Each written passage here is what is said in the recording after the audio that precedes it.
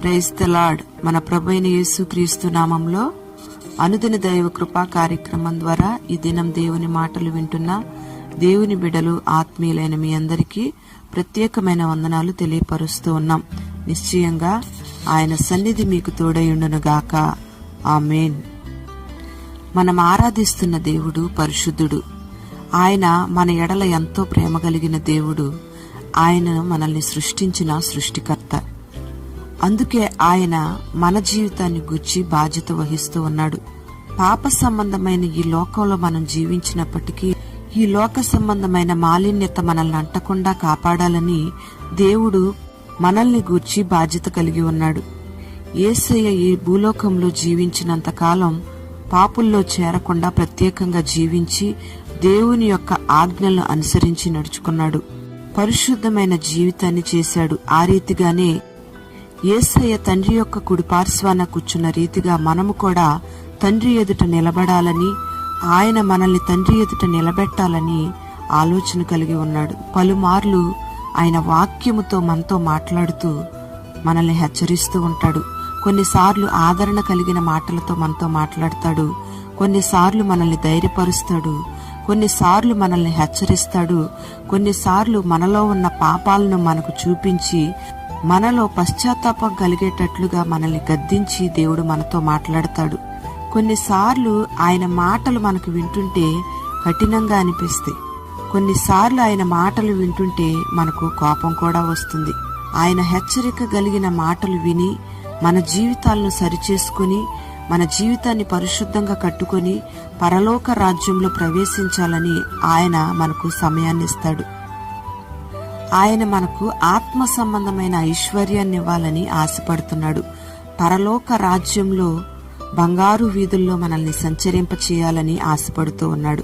మనమైతే పరలోక సంబంధమైన రక్షణను, పరలోక సంబంధమైన ఆశీర్వాదాలను ప్రక్కన పెట్టి ఆయన ద్వారా ఏదో సంపాదించుకోవాలని, ఆయన ద్వారా ఏదేదో మేలు పొందుకోవాలని ఆశపడుతూ ఉన్నాం. ఆయన ఏ రీతిగా వాక్యంతో మనతో మాట్లాడి మనల్ని హెచ్చరించినా, మనల్ని గద్దించి సరిచేసినా ఆ వాక్యానికి మనం లోబడితేనే ప్రభువులో ఉన్న రక్షణను అనుభవించి శాశ్వతమైన పరసంబంధమైన ఆశీర్వాదాలను మనం అనుభవిస్తాం.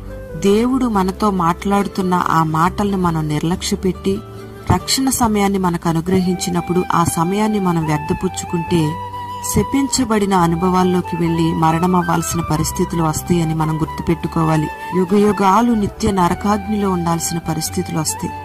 పరిశుద్ధ గ్రంథంలో ఫెలిక్స్ అనే ఒక అధికారి దేవుడిచ్చిన సమయాన్ని వ్యర్థపుచ్చుకున్నట్లుగా మనకు కనబడతాడు. ఫెలిక్స్ అనే ఈ అధిపతి పౌలుని పిలిపించుకుని పౌలుతో యేసయ్యను గూర్చిన మాటలు వింటూ ఉన్నాడు.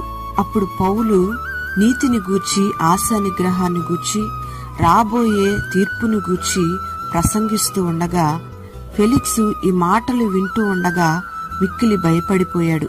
ఫెలిక్స్ కు దేవుని మాటలు వింటుంటే ఎందుకు భయం కలిగిందంటే, ఫెలిక్స్ మహా అవినీతిపరుడు. 3 భార్యలతో కలిసి విచ్చలవిడిగా ప్రవర్తిస్తూ ఉన్నాడు. లంచగొండిగా జీవిస్తున్నాడు. మూర్ఖుడైన ఒక అధికారిగా ఉన్నాడు. భయంకరమైన పాపపు జీవితంతో జీవిస్తున్నాడు ఈ ఫెలిక్స్. అందుకే పౌలు నీతిని గూర్చి, ఆశా నిగ్రహాన్ని గూర్చి, రాబోచున్న న్యాయ తీర్పును గూర్చి ప్రసంగిస్తూ ఉన్నప్పుడు అతనికి భయం కలిగింది.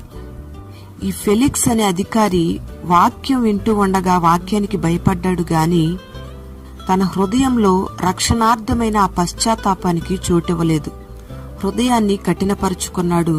దేవుని మాటకు ఏమాత్రం అవకాశం ఇవ్వలేదు. పైగా ఈ తంత్రాలు కలిగిన ఫెలిక్స్ అంటాడు కదా పౌలుతో, ఇప్పటికి చాలు, ఇక ఇంటికి వెళ్ళు, సమయం ఉన్నప్పుడు నిన్ను పిలిపించుకొని దేవుని మాటలు వింటానని పౌలును పంపించేశాడు. ప్రియ దేవుని బిడ్డలారా, ఈ ఫెలిక్స్ అనే అధికారి దేవుడు తనకిచ్చిన రక్షణ సమయాన్ని త్రోసిపుచ్చి రక్షణను నిర్లక్ష్యం చేశాడు. పౌలు అన్యాయముగా బంధకాల్లో ఉంచబడినప్పుడు పౌలును విడిపించడానికి పౌలు ఏమైనా లంచమిస్తాడేమోనని ఈ అధికారి పౌలు దగ్గర నుంచి వస్తున్న ఆ డబ్బు కోసం ఎదురు చూస్తున్నాడు గాని పౌలు దగ్గర నుంచి వచ్చే ఆ పరలోక సంబంధమైన రక్షణను ఆశించలేదు. మనుష్యుల చేత మంచివాడిని అనిపించుకోవాలని ప్రయత్నం చేసి తన హృదయంలో రక్షణకు ఏమాత్రం చోటివ్వకుండా పాపాన్ని విడిచిపెట్టకుండా జీవించి తన హృదయాన్ని కఠినపరుచుకున్నాడు. అందుకే శపించబడి ఈ ఫెలిక్స్ చనిపోవడం జరిగింది. ప్రియ దేవుని బిడ్డలారా, దేవుని వాక్యం మనతో మాట్లాడుతున్నప్పుడు మనకి భయం కలుగుతుంది. ఆ భయాన్ని బట్టి మన జీవితాల్ని సరిచేసుకుని దేవునికి మన జీవితాలను అప్పగించుకుంటే మనం ఆశీర్వాదకరమైన మార్గాల్లో నడిపించబడతాం. లేదంటే ఈ ఫెలిక్స్ వలె హృదయాన్ని కఠినపరుచుకొని సమయాన్ని మనం నిర్లక్ష్యపరిస్తే శపితమైన అనుభవాల్లో వెళ్ళవలసిన పరిస్థితి వస్తుంది. ఇది మనం గమనించుకుని దేవుడిచ్చిన సమయాన్ని మనం సద్వినియోగం చేసుకుందాము గాక. ఆయన మనతో మాట్లాడుతూ ఉన్నప్పుడు ఆయన మాటకు మనం లోబడి ఆయన రక్షణను అనుభవించుదుము గాక. పరిశుద్ధుడా, ప్రేమాస్వరూపి, జీవము కలిగిన తండ్రి, నీకు స్తోత్రం చెల్లిస్తూ ఉన్నాం. ఈ మాటలు విన్న నీ బిడ్డలందరినీ పేరు పేరున దీవించమని ప్రార్థన చేస్తూ ఉన్నాం. మమ్మల్ని ప్రేమించిన దేవునిగా మాతో పలుమార్లు మాట్లాడుతూ మమ్మల్ని గద్దిస్తూ హెచ్చరిస్తూ నీ రక్షణ మార్గాలను మాకు తెలియపరుస్తూ పరలోక మహిమను గూర్చి మాకు ప్రకటిస్తున్న దేవుడవు. ఈ మాటలు వింటున్న నీ బిడ్డలు నీ మాటల్ని ఏమాత్రం నిర్లక్ష్య పెట్టకుండా మీరిచ్చిన సమయాన్ని సద్వినియోగం చేసుకొని పశ్చాత్తాప హృదయంతో మనస్సులో నీకు చోటిచ్చి పాపాన్ని పరిత్యజించి నిన్ను వెంబడించే కృపను మీరు కలుగు చేయండి. ప్రతి ఒక్కరికి రక్షణ వస్త్రాన్ని మీరు ధరింప చేయండి. మహిమ, ఘనత, ప్రభావాలు మీరు పొందుకొని నీ బిడ్డలను దీవించమని యేసు నామములో అడుగుచున్నాము తండ్రి. ఆమేన్.